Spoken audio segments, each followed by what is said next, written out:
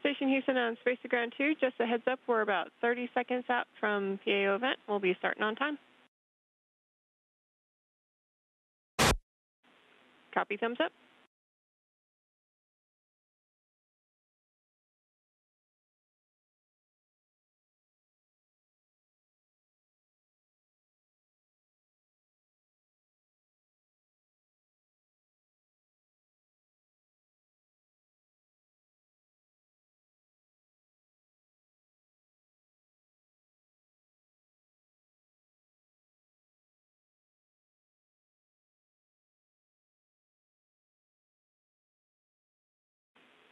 Station, this is Houston. Are you ready for the event?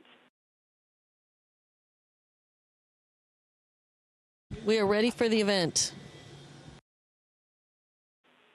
KTRK, this is Mission Control Houston. Please call station for a voice check. Station, this is Brianna Connor with KTRK. How can you hear me?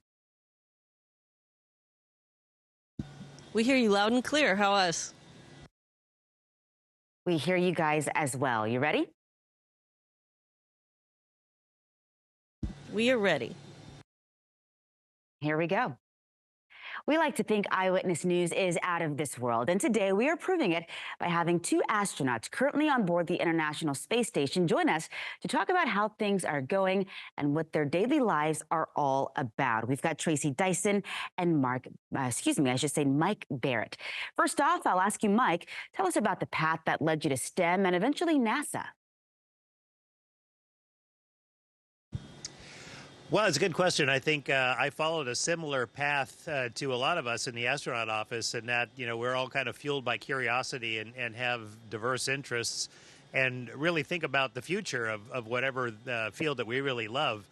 For me, I went through my career anxiety starting in high school, and I wanted to be an oceanographer and then an astronomer, and eventually went into medicine and really loved Earth observation. I loved flying, and guess where you can put all of that together into one place, one integrated, wonderful party, and that's at NASA.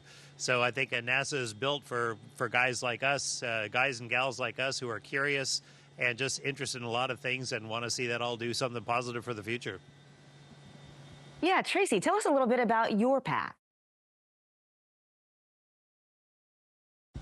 Well, I was in high school when I took my first chemistry class, and I was hooked. I loved chemistry because it answered the questions that I had at that point my whole life. And simple things like, why is the sky blue? Why does water boil? What's the difference between a tree and a bush? Those kind of things. And so I then decided to pursue chemistry in college. And then it was through my work in chemistry there that my advisors encouraged me to go to graduate school and to study chemistry even further.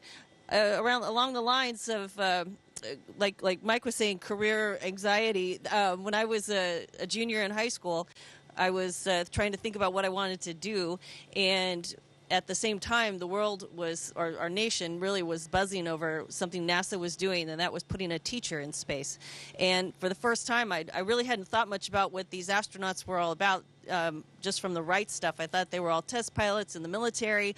But when I found out that they were sending a teacher into space, it got my attention because in high school, your teachers, you have not just one, but 6 of them probably throughout the day. My teachers were my coaches, my counselors. They were my mentors. They meant a lot to me. And so to see a teacher going into space as an astronaut was really motivating. And like Mike said, being the curious beings that we are, I looked more into NASA to see what they were doing, and at the time they were flying shuttle pretty rigorously, but they were also designing the space station, and at the time it was called Space Station Freedom, but it was not long after that they were transitioning to the International Space Station where we are now. And to make a long story short, once I found out about astronauts and what they were doing on the International Space Station, I made a list of things that I enjoyed doing, and it seemed to match everything that was going on at NASA. So that was kind of the path I took, both with chemistry as well as with NASA. Yeah, I know what it's like to have a curious mind, but journalism was a little bit better of a fit for me. Mike, I want to ask about the experiments that y'all have been working on up there on the ISS. The experiments are very, very diverse. You know, we do everything from fluid physics to combustion science to basic biology. And a lot of my favorite ones are the human medical experiments because we become such interesting creatures up here. But I'll highlight one that I'm part of, which is the Cypher experiment, which you know, every system in the body changes as it adapts up here, which is pretty neat. But all of those adaptations are interdependent on one another. It's a global change, a holistic change. And Cypher is a package of multidisciplinary medical studies that tries to correlate all the changes from one system to another. So what happens in the cardiovascular system might relate to changes that we see in the neurovestibular system or the immune system. So I am one of the subjects of this from my background standpoint and my familiarity and friendship with that community. I think that's probably one of the more special things that I get to do, and I'll be doing some of that right after this. We'll be looking at my retina, and we have a technique up here we call optical coherence tomography, which takes really detailed looks at the back of your eye, all the layers in there, and the powerful tools like that up here enables us to really push the boundaries of physiology, especially in this novel environment. Wow, that is fascinating. Now, this next question is for you, Tracy. As a vet on your third space flight, what, if anything, has been different or surprising this time around? Well, there's, I think, two things that stand out to me. One is during my previous missions, we were assembling the space station, and using the space station as a laboratory was just in the infancy of our program. And so coming back now, and the assembly is complete, and we are full throttle on utilization and science and technology and demonstrations. It's really been a joy having a science research background to come here and do science, and as well as take care of the space station. So that's one of the big differences. And I think one of the other pleasantly surprising differences, although I don't know how many of my crewmates would agree, is that the place is a lot more organized than the last time I was here. And now it's, you know, because we were constantly building the space station and it was changing, and we hadn't quite really, after 10 years even, figured out what we needed to make this a well-oiled machine, and we were still learning. And enough of us have lived up here for 6 months or more, and we've come back and fed our ideas back, as well as all of those that work on the ground to design and operate and help control this space station. So we've pulled into our creative minds and have really developed a more efficient machine up here, from everything from cargo operations to stowage to how to operate the systems on board the space station, and makes a lot more room for the science to happen. I could see Mike's face. It certainly looked like he agrees with you, Tracy. Now, we know NASA is working to get astronauts back on the moon with the Artemis mission. So if successful, Tracy, how do you think that'll shape the national conversation about the merits of space exploration? Well, nationally speaking, I think we're standing on the shoulder of those that made the Apollo program happen, and so there's that level of confidence that we know how to get to the moon, and but this time we're going not just to see if we can get there, but to see what we can do once we're there, and to sustain our missions at the moon. But I think as what makes it a conversation in our own nation is the international, the global, the fact that we're going as planet Earth. We're going in a partnership fashion back to the moon, and with I guess social media being what it is, and information spreading like wildfire, not just throughout our nation but our whole globe. I think everyone's going to be talking about it because everybody's going to be involved, and I think everyone can see themselves in some form or fashion being a part of it. Yeah, Tracy, I think you're right.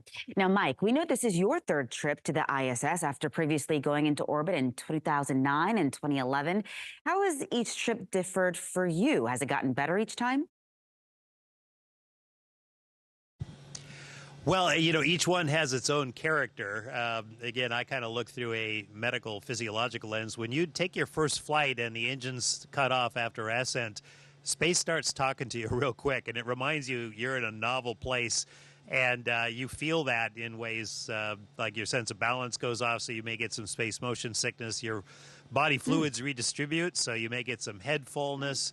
You have to learn to navigate in 3 dimensions, and believe me, people on their first flight tend to bump into things quite a bit. That's just scratching the surface of it. But your second and third time, space talks to you, but your body starts to talk back. And it says, I've been here before. I remember this. I'm familiar with these conditions, and you adapt quicker. And I certainly did that on this third flight, even though it had been a 12-year gap. So I found that fascinating in and of itself, whether there's something innate that just remembers the zero gravity, or whether it's just thought through cognitive strategies. But there is something about repeated flights that make it much easier to pass through those inevitable wickets of adaptation up here. To me, that's actually one of the most interesting aspects of spaceflight. I love being up here. I love floating in zero gravity, and there's a lot more wonderful things that go with it. But it's a pretty magical place, and it was great to get back. It certainly sounds like it. It definitely looks like it. Finally, I'll ask you, what is it that makes you want to continue going up into space and learning more? Well, we've been going into space now for several decades, and I can honestly say we've still only scratched the surface of what there is to know about systems and how they work in space and how the human adapts to space. And I can say that with confidence because we keep finding new things, big things, physiologic effects that were right in front of our faces for years, and we just didn't see them. And when you have a laboratory that's well staffed and well equipped, you're able to find things like that. And, we will continue to discover and explore things like crazy if we only stay in low Earth orbit. And some of those are helpful to us on the ground in our understanding of basic science. But a lot of them are important in the next steps that we want to take.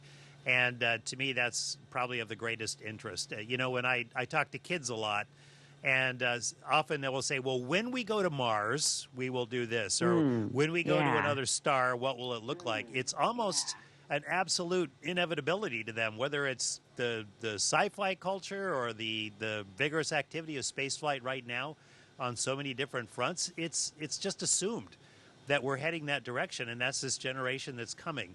And I think building those stepping stones to get our civilization out a little bit further and really learn about our spaceflight environment, to me, that's the biggest magnet. Hands down, I think I can say this is the neatest conversation I will have all day. Mike Tracy, thank you so much for joining us and for your really interesting insight. It's our pleasure. Thanks so much for your interest and your questions.